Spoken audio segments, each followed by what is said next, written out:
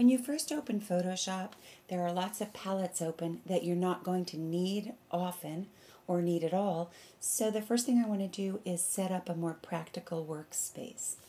The way to do this and the way to move these palettes around is to just click on the name, drag, and let go. And you can see I've moved the color palette, and I can also close it. So if I click this little circle, clunk, clunk, it's closed. To reopen something or to open or find something that you don't see, say I want to see where the history palette is, I can come down and just put a check on history and then it will open it. Now you'll notice history kind of is together with actions, but I don't have to keep that. So I'm going to grab actions, drag it away, and close it. I also don't have to keep all the palettes docked over here.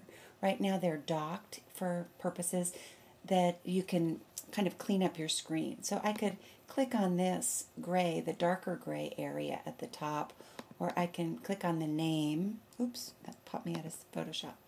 And you'll notice that I can get either names and icons or else little icons. And this is handy if you have a lot of images open and you want to be able to see more of them and you don't want your screen taken up by your palettes. But until you know what those little icons mean, it's probably better to have them open. I'm going to open this one, expand this one, and there's my history palette, and I'm going to pull it away so it's no longer anchored over there. And in fact, I'm going to close a lot of these. I'm going to just drag them out and close them. I do want my adjustments palette. I do want my masks palette. I do want my layers. We're going to use all of those often.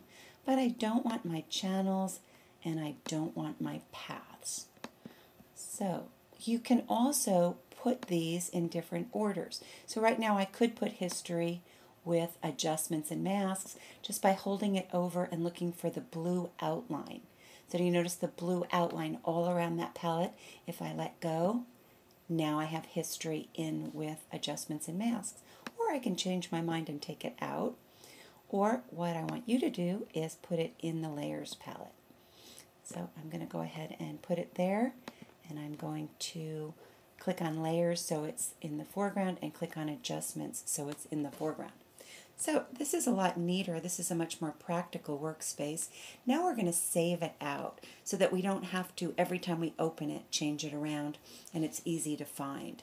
So I'm going to come up to my window, and I'm going to click on Workspace, and you'll notice down at the bottom it says Save Workspace. When you do that, it's going to ask for a name. I'm just going to put my name in this one and say Save. And you'll notice up here in the corner, now it says Sue, which is what I just named this workspace.